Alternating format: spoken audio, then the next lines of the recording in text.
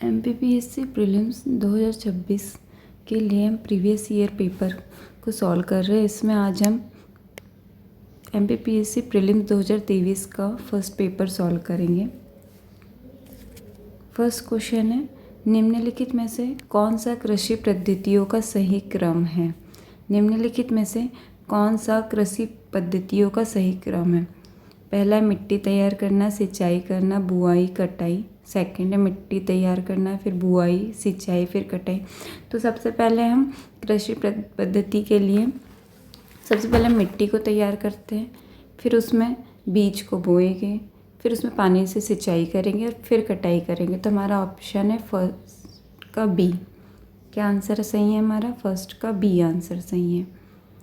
Question number second, वर्ष 2024 को अंतर्राष्ट्रीय कैमलिड वर्ष किसने घोषित किया है। वर्ष 2024 को अंतर्राष्ट्रीय कैमलिड वर्ष UN ने घोषित किया है। UN means United nation. यही हमेशा अंतर्राष्ट्रीय वर्ष घोषित। प्रश्न क्रमांक 3 है, निम्नलिखित में से कौन सा भारत का विश्व स्तर पर स्वीकृत राष्ट्रीय हॉटस्पॉट नहीं है। हिमालय भी है, सुंडालैंड भी है और पश्चिमी घाट भी। ये तीनों हैं जो नारो हिल्स है ना मेघालय में, ये नहीं है। तो इसका आंसर क्या हो जाएगा? कौन सा विश्व स्तर पर स्वीकृत राष्ट्रीय हॉटस्पॉट नहीं है? तो नारो हिल्स नहीं है। प्रश्न क्रमांक 4, सूर्य के व्यापक अध्ययन के लिए निम्नलिखित में से कौन सा इसरो का हाल का वैज्ञानिक मिशन है। आदित्य L1।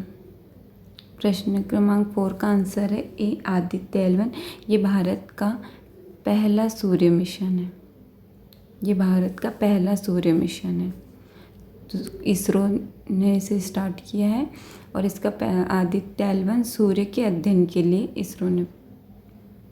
प्रश्न क्रमांक 5, निम्नलिखित में से कौन सा भारत सरकार का राष्ट्रीय पोषण कार्यक्रम नहीं है। तो भारत सरकार का आयोडीन वाला राष्ट्रीय आयोडीन अल्पत्ता विकार नियंत्रण कार्यक्रम, ये भी एक पोषण कार्यक्रम है। एनीमिया के नियंत्रण के लिए भी ये भी एक पोषण कार्यक्रम है। राष्ट्रीय मौखिक स्वास्थ्य कार्यक्रम, ओरल हेल्थ, ये भी है। बस इसका आंसर है बी, फ्लोरिस की रोकथाम और नियंत्रण के लिए। फ्लोरिस की रोकथाम और नियंत्रण के लिए राष्ट्रीय कार्यक्रम, ये भारत सरकार का पोषण कार्यक्रम नहीं है। अब आते प्रश्न क्रमांक 6, निम्नलिखित में से कौन सा सबसे स्थिर पारिस्थितिक तंत्र है। तो स्थिर पारिस्थितिक तंत्र क्या होता है, हम सबसे पहले ये देखेंगे। तो स्थिर पारिस्थितिक तंत्र होता है ऐसा पारिस्थितिक तंत्र जिसमें संरचना और कार्य लंबे समय तक अपरिवर्तित रहे। मतलब इसमें जो भी चीज़ें हो रही हैं ना, वो बहुत लंबे समय तक उसमें कोई चेंज नहीं हो। तो ये क्या होगा? समुद्री पारिस्थितिक तंत्र। तो ये सबसे स्थिर पारिस्थितिक तंत्र क्या है? समुद्री पारिस्थितिक तंत्र। अब आ जाता है प्रश्न क्रमांक 7, निम्नलिखित में से कौन सा जैव निम्नीकरण का प्रदूषक नहीं है। जैव निम्नीकरण मतलब बायोडिग्रेडेबल, जो चेंज कर सकते हैं। तो इसका आंसर आ जाएगा कीटनाशक। तो कौन सा जैव निम्नीकरण का प्रदूषक नहीं है? तो कीटनाशक। प्रश्न क्रमांक 8, पारिस्थितिकी तंत्र में ऊर्जा का प्रवाह निम्न से उच्च पोषण ट्रैफिक स्तर पर जाने से कम होता है। इसे निम्नलिखित द्वारा समझा जाता है। पारिस्थितिक तंत्र में ऊर्जा का प्रवाह निम्न से उच्च पोषण स्तर पर जाने से कम होता है। ये कौन सा नियम है? न्यूटन के नियम तो गति से संबंधित है, तो न्यूटन के तो हो गए ही नहीं, दूसरा और तीसरा। अब बचता है ऊष्मागतिकी का प्रथम नियम और ऊष्मागतिकी का द्वितीय नियम। तो ये जो आंसर है निम्न से उच्च पोषण स्तर पर जाने से कम होता है, ये है ऊष्मागतिकी का द्वितीय नियम। इसमें ऊर्जा स्थानांतरित या परिवर्तित होती है, इसका अधिक से अधिक हिस्सा क्या हो जाता है? ह्रास हो जाता है, मतलब कम हो जाता है। तो ऊष्मागतिकी का द्वितीय नियम क्या है? जब ऊर्जा स्थानांतरित होती है या परिवर्तित होती है, तो इसका जो अधिक से अधिक हिस्सा क्या हो जाता है? उसमें कमी आ जाती है, कम हो जाता है। तो ये ऊष्मागतिकी का द्वितीय नियम होगा इसका आंसर। और ऊष्मागतिकी का प्रथम नियम क्या है? ऊर्जा को ना तो बनाया जा सकता है ना नष्ट किया जा सकता है। इसका आंसर क्या है? ऊष्मागतिकी का द्वितीय नियम। ऊष्मागतिकी का द्वितीय नियम क्या है? ऊष्मागतिकी का द्वितीय नियम है, ऊर्जा जब स्थानांतरित या परिवर्तित होती है तो इसका ज़्यादा से ज़्यादा हिस्सा ह्रास हो जाता है या कम हो जाता है। तो इसका आंसर हो जाएगा द्वितीय नियम। और पहला नियम क्या है? ऊर्जा को न तो बनाया जा सकता है न ही नष्ट किया जा सकता है। प्रश्न क्रमांक 9, ऑस्टियोक्लास्ट निम्नलिखित में से किससे संबंधित है? ऑस्टियोक्लास्ट निम्न में से किससे? ऑस्टियोक्लास्ट हड्डी के टूटने से संबंधित है। प्रश्न क्रमांक 10, ग्रीन मफलर किस प्रदूषण से संबंधित है? ग्रीन मफलर आयोग ने इसका आंसर ध्वनि और वायु दोनों दिया है। तो ग्रीन मफलर वायु और ध्वनि दोनों प्रदूषण से संबंधित है। ग्रीन मफलर किस प्रदूषण से संबंधित है? वायु और ध्वनि दोनों प्रदूषण से संबंधित है। प्रश्न क्रमांक 11, मध्य प्रदेश राज्य नीति एवं योजना आयोग रिपोर्ट 2023 के अनुसार मध्य प्रदेश के किस जिले में बहुआयामी गरीबी में सबसे अधिक सुधार देखा गया? Amateur kabaddi federation of India का मुख्यालय कहाँ पर स्थित है? तो अमेच्योर कबड्डी फेडरेशन का मुख्यालय जयपुर में स्थित है, लेकिन आयोग ने इसका आंसर शायद दिल्ली दिया है। आप लोग एक बार इसे चेक कर लीजिएगा। निम्नलिखित में से कौन सा खिलाड़ी टोक्यो ओलंपिक 2020 में भारतीय महिला हॉकी टीम में शामिल नहीं रही है? तो इसमें से जो तीनों खिलाड़ी हैं, सुशीला चानू, मोनिका, वंदना कटारिया, ये तीनों टोक्यो ओलंपिक 2020 में भारतीय महिला हॉकी टीम में शामिल रही। प्रश्न क्रमांक 33 है, मेजर ध्यानचंद खेल रत्न पुरस्कार 2022 किस खिलाड़ी को प्रदान किया गया है? तो मेजर ध्यानचंद खेल रत्न पुरस्कार शरद कमल को प्रदान किया गया है और ये टेबल टेनिस के खिलाड़ी हैं। मेजर ध्यानचंद खेल रत्न पुरस्कार के स्टार्ट हुआ था 1992 से। पहले इसका नाम राजीव गांधी खेल रत्न पुरस्कार था। तो मेजर ध्यानचंद खेल रत्न पुरस्कार 1991-92 से स्टार्ट हुआ था और पहले इसका नाम राजीव गांधी खेल रत्न पुरस्कार था, जिसका नाम चेंज करके मेजर ध्यानचंद खेल रत्न पुरस्कार कर दिया गया।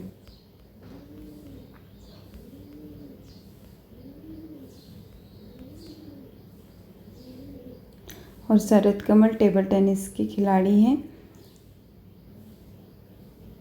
जिन्हें मेजर ध्यानचंद खेल रत्न पुरस्कार 2022 प्रदान किया गया। प्रश्न क्रमांक 34 है, निम्नलिखित में से किसको विज्ञान एवं इंजीनियरिंग के लिए पद्म विभूषण 2023 प्रदान किया गया? इसका आंसर है श्रीनिवास वर्धन। प्रश्न क्रमांक 35, निम्नलिखित में से कौन सा सुमेलित नहीं है? आर्यभट्ट प्रेक्षण विज्ञान शोध संस्थान नैनीताल में है, ये बिल्कुल सही है। रक्षा प्रबंधन महाविद्यालय सिकंदराबाद में, ये भी सही है। भारतीय विज्ञान संस्थान बेंगलुरु में है, ये भी सही है। लेकिन केंद्रीय भारतीय भाषा संस्थान मुंबई में नहीं है। इसका आंसर होगा केंद्रीय भाषा संस्थान मैसूर में है। केंद्रीय भारतीय भाषा संस्थान मैसूर में है। अब आ जाओ प्रश्न क्रमांक, भारत ने अपना पहला एक दिवसीय वनडे क्रिकेट मैच किस देश के साथ किस वर्ष में खेला गया था? तो भारत ने अपना पहला वनडे मैच 1974 में इंग्लैंड के साथ खेला था। कब खेला था? 13 जुलाई 1974 को इंग्लैंड के साथ खेला गया था। प्रश्न क्रमांक 37, 21 जून को अंतर्राष्ट्रीय योग दिवस के रूप में मनाया जाता है, किस वर्ष से प्रारंभ किया गया था? तो अंतर्राष्ट्रीय योग दिवस 2015 में पहली बार मनाया गया था। प्रश्न क्रमांक 18, प्रथम भारतीय महिला सैनिक स्काई ड्राइवर कौन है? तो प्रथम भारतीय महिला सैनिक स्काई डाइवर मंजू है, लांस नायक मंजू। तो इसका आंसर हो जाएगा बी, मंजू। निम्नलिखित में से किस उद्योगपति को भारत का इस्पात पुरुष कहा जाता है? तो इसका आंसर है जमशेदजी रानी को भारत का इस्पात पुरुष कहा जाता है। प्रश्न क्रमांक 40, सेंट्रल बैंकिंग अवार्ड 2023 में गवर्नर ऑफ द ईयर पुरस्कार किस देश के सेंट्रल बैंक के गवर्नर को प्रदान किया गया था? तो यह पुरस्कार भारत के गवर्नर शक्तिकांत दास को प्राप्त हुआ था। प्रश्न है, कौन सा एक ई प्रोक्योरमेंट पोर्टल नहीं है? ई प्रोक्योरमेंट होता क्या है? तो ई प्रोक्योरमेंट होता है जिसमें वस्तुओं और सेवाओं को ऑनलाइन मांगने, ऑर्डर करने और ख़रीदने की एक प्रक्रिया। ई प्रोक्योरमेंट क्या है? किसी भी वस्तुओं और सेवाओं को ऑनलाइन मंगाने, ऑर्डर करने, ख़रीदने की एक प्रोसेस है। ई प्रोक्योरमेंट क्या है? एक प्रोसेस है जिसमें वस्तुओं और सेवाओं को ऑनलाइन ख़रीद सकते हैं, ऑर्डर कर सकते हैं और मंगा सकते हैं।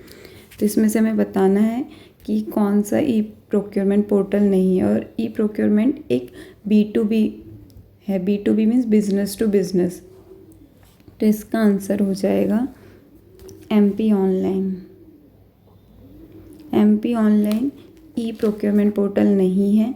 MP ऑनलाइन स्टार्ट हुआ था जुलाई 2006 में। MP ऑनलाइन कब स्टार्ट हुआ था, ये क्वेश्चन भी पूछ सकते हैं। MP ऑनलाइन सबसे पहले कब स्टार्ट हुआ था? तो जुलाई 2006 में। MP टेंडर्स, ये MP टेंडर्स मध्य प्रदेश सरकार के विभाग और संगठन की खरीद की प्रक्रिया के लिए एक ऑनलाइन पोर्टल है। और MPLUN ये भी मध्य प्रदेश लघु उद्योग निगम का पोर्टल है। प्रश्न क्रमांक 42, निम्नलिखित में से कौन सा इंटरनेट कनेक्शन का एक प्रकार है जो टेलीफोन लाइनों का प्रयोग करता है? तो इसका आंसर है DSL। DSL में डिजिटल सब्सक्राइबर लाइन। कौन सा एक ऐसा इंटरनेट कनेक्शन का प्रकार है जो टेलीफोन लाइनों का प्रयोग करता है? तो इसका आंसर है DSL, डिजिटल सब्सक्राइबर लाइन। प्रश्न क्रमांक, ई कॉमर्स का निम्नलिखित में से कौन सा लाभ है? पहला ही ऑप्शन है 24/7 कार्य करने की क्षमता, क्योंकि सीमित पहुंच तो नहीं है, अनलिमिटेड पहुंच है। ऊंची परिचालन लागतें, नई खरीदारी के अनुभव को व्यक्तिपरक करने की क्षमता नहीं। इसका आंसर हो जाएगा, लाभ पूछे तो 24/7 कार्य करने की क्षमता। निम्नलिखित में से कौन सा साइबर हमले का एक प्रकार है जिसमें उपयोगकर्ता को संवेदनशील सूचना को जाहिर करने के लिए छल करना शामिल है? तो इसका आंसर SQL इंजेक्शन हमला, DOS हमला, उपयुक्त में से कोई नहीं। इसका आंसर है फिशिंग हमला। इसका आंसर क्या है? फिशिंग हमला।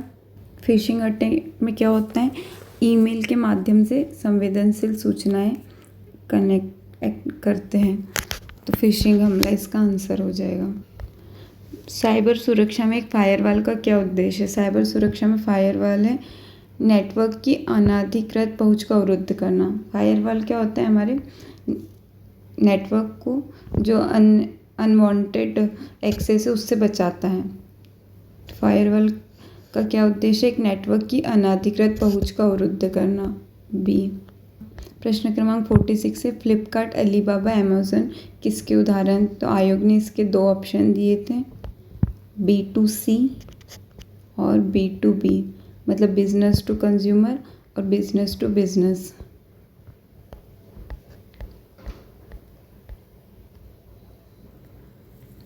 खालिस्तान वह प्रक्रिया है जिसके द्वारा रिसीवर संदेश के स्रोत के द्वारा प्रयोग किए गए संकेतों की व्याख्या करता है।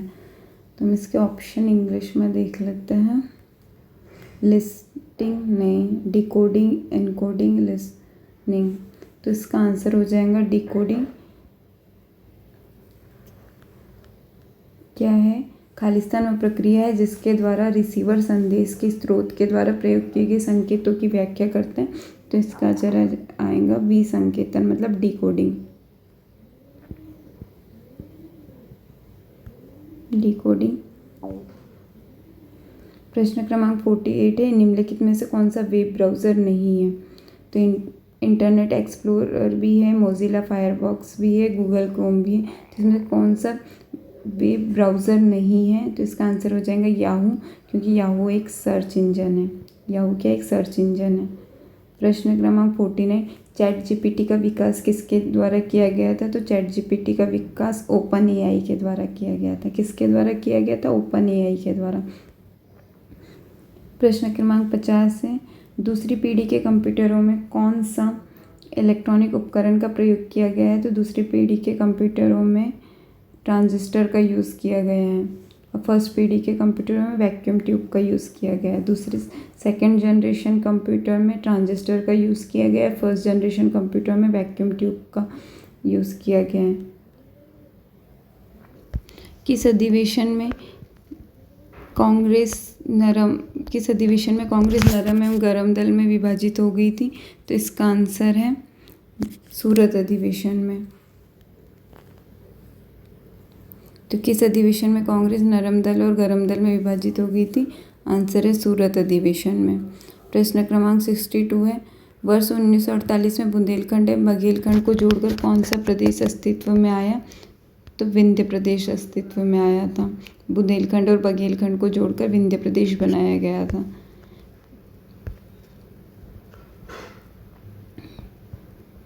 निम्नलिखित में से कितनी रियासतें 15 फरवरी 1948 को सौराष्ट्र संघ में मिलाई गई थी? इसका आंसर आप मैं चेक करके कमेंट में करिएगा। निम्नलिखित में से किसके द्वारा प्रथम बार पाकिस्तान शब्द का प्रयोग किया गया? तो पहली बार चौधरी रहमत अली द्वारा पाकिस्तान शब्द का प्रयोग किया गया। निम्नलिखित में से किसके द्वारा महाराष्ट्र में गणेश उत्सव प्रारंभ किया गया? तो बाल गंगाधर तिलक द्वारा गणेश उत्सव प्रारंभ किया गया था। गंगाधर तिलक द्वारा 1893 में गणेश उत्सव प्रारंभ किया गया तथा 1895 में शिवाजी उत्सव प्रारंभ किया गया।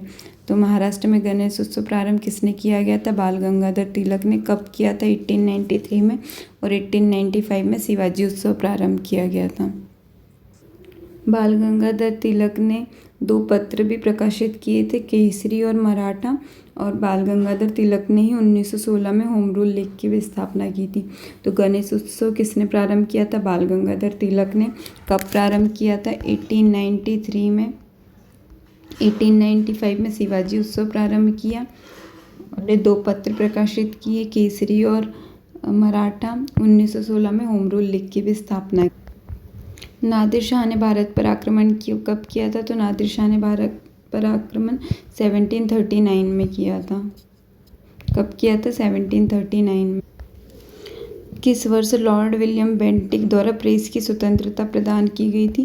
तो 1835 में लॉर्ड विलियम बेंटिक द्वारा प्रेस की स्वतंत्रता प्रदान की गई थी। द्वितीय ने जब शकों को हराया था तो चांदी के सिक्के चलाए थे। किसके सिक्के चलाए थे? चांदी के।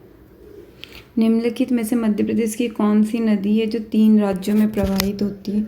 माही नदी है जो 3 राज्यों में प्रवाहित होती है। पहला मध्य प्रदेश, दूसरा राजस्थान और आखिरी में गुजरात।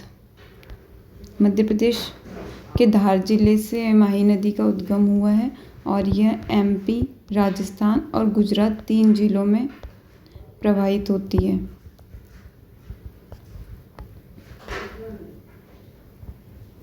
प्रश्न क्रम कौन सी विशेषता मध्य प्रदेश की काली मिट्टी के संदर्भ में सही नहीं है? काली मिट्टी को कपास की मिट्टी के रूप में भी जाना जाता है। इसमें नमी धारण करने की क्षमता अधिक है। काली मिट्टी में रेत की मात्रा अधिक होती है। यही ऑप्शन गलत है क्योंकि काली मिट्टी में रेत की मात्रा अधिक नहीं होती है।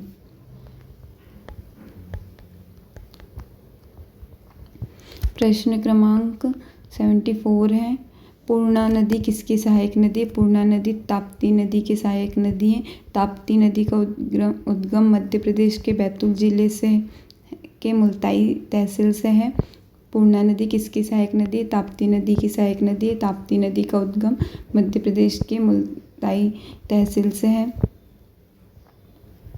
और यह नर्मदा के समानांतर बहती हुई खंभात की खाड़ी में जाकर गिरती है।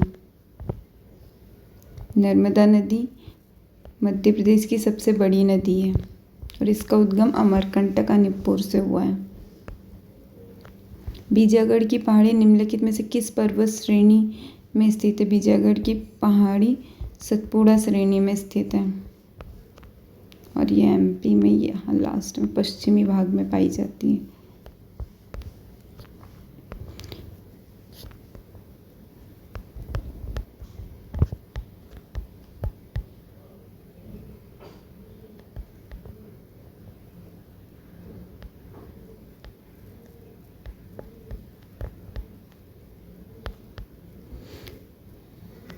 शिक्षा का अधिकार किस संविधान संशोधन द्वारा मौलिक अधिकार में शामिल किया गया? शिक्षा का अधिकार अधिनियम। शिक्षा का अधिकार 86वां संविधान संशोधन 86 कॉन्स्टिट्यूशन अमेंडमेंट में जोड़ा गया। अनुच्छेद 51 का मौलिक कर्तव्य की व्याख्या करता है। वर्तमान में 11 मौलिक कर्तव्य हैं। कितने मौलिक कर्तव्य? 11 मौलिक कर्तव्य। बाकी संविधान संशोधन के द्वारा प्रस्तावना में समाजवादी शब्द जोड़ा गया। तो 42वां संविधान संशोधन 1976 में प्रस्तावना में 3 शब्द जोड़े गए, जिसमें से एक शब्द था समाजवादी। संविधान सभा का निर्माण किस योजना के तहत हुआ था? तो संविधान सभा का निर्माण कैबिनेट मिशन योजना के तहत हुआ था। भीमा नायक का संबंध किस रियासत से था? तो भीमा नायक का संबंध बड़वानी रियासत से था। जनजातीय नेता सीताराम कंवर और रघुनाथ सिंह मंडलोई भिलाला अंग्रेज विरोधी क्रांति में कब शामिल हुए थे? 1857 में। एक और चीज़ है, जो भीमा नायक है, भीमा नायक को निमाड़ का रॉबिन हुड भी कहते। क्या कहते हैं? निमाड़ का रॉबिन हुड। निमाड़ का रॉबिन हुड।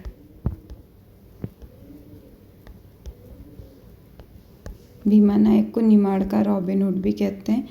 और जनजातीय नेता सीताराम कंवर और रघुनाथ सिंह मंडलोई भिलाला अंग्रेज विरोधी क्रांति में कब शामिल हुए? 1857 की क्रांति में शामिल हुए थे। सागर के आंचलिक क्षेत्रों में दीपावली के अवसर पर कौन सा लोक नृत्य किया जाता है? तो मौनी लोक नृत्य किया जाता है। मौनी लोक नृत्य बुंदेलखंड क्षेत्र का लोक नृत्य है, क्योंकि जो फेफरिया लोक नृत्य ही निमाड़ क्षेत्र का है। फेफरिया लोक नृत्य कहाँ का है? निमाड़ क्षेत्र का है। मांडलिया लोक नृत्य भी, मांडलिया, फेफरिया, ये तीनों निमाड़ क्षेत्र के लोक नृत्य हैं।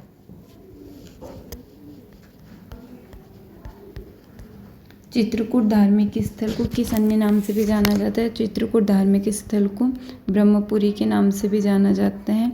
चित्रकूट मंदाकिनी नदी, चित्रकूट को ब्रह्मपुरी के नाम से भी जाना जाता है और ये मंदाकिनी नदी के तट के किनारे स्थित है। मुकुल किसकी प्रसिद्ध साहित्यिक रचना है? तो मुकुल सुभद्रा कुमारी चौहान की साहित्यिक रचना है। सुभद्रा कुमारी चौहान ने इसके अलावा झांसी की रानी, वीरों का कैसा हो वसंत, ये भी इनकी प्रमुख रचनाएं। कौन सी? झांसी की रानी, वीरों का कैसा हो वसंत, ये भी सुभद्रा कुमारी की प्रमुख रचनाएं हैं। दीवार पर मिट्टी से बनाई जाने वाली नौहडरा अलंकरण किस जनजाति की विशेषता है? तो नौहडरा अलंकरण, ये जो नौहडरा है, ये गोंड जनजाति की विशेषता है। गोंड जनजाति की विशेषता है। रामचंद्रिका किसकी प्रसिद्ध रचना है? तो रामचंद्रिका केशवदास की प्रसिद्ध रचना है। किसकी? केशवदास की। केशवदास ने इसके अलावा रसिक प्रिया, कवि प्रिया, ये भी इनकी प्रमुख रचनाएं। कौन कौन सी? रामचंद्रिका, रसिक प्रिया और कवि प्रिया। बालकृष्ण शर्मा नवीन ने 2 काव्य प्राणार्पण और आत्मोत्सर्ग किस पर लिखे? तो बालकृष्ण शर्मा नवीन ने ये जो 2 काव्य प्राणार्पण और आत्मोत्सर्ग गणेश शंकर विद्यार्थी पर लिखे हैं। स्वतंत्रता आंदोलन में निवाड़ी जिले का धौना लोहरी गोलीकांड की घटना कब घटित हुई थी? तो यह घटना 1939 में घटित हुई थी, 8 फरवरी 1939 को। कब हुई थी? 8 फरवरी 1939 को। इसमें से जो कुछ क्वेश्चन बच गए हैं उसके लिए हम अगला पार्ट जल्दी लेके आएंगे। ऐसे ही और प्रीवियस ईयर पेपर के सॉल्यूशन देखने के लिए आप चैनल को सब्सक्राइब करें।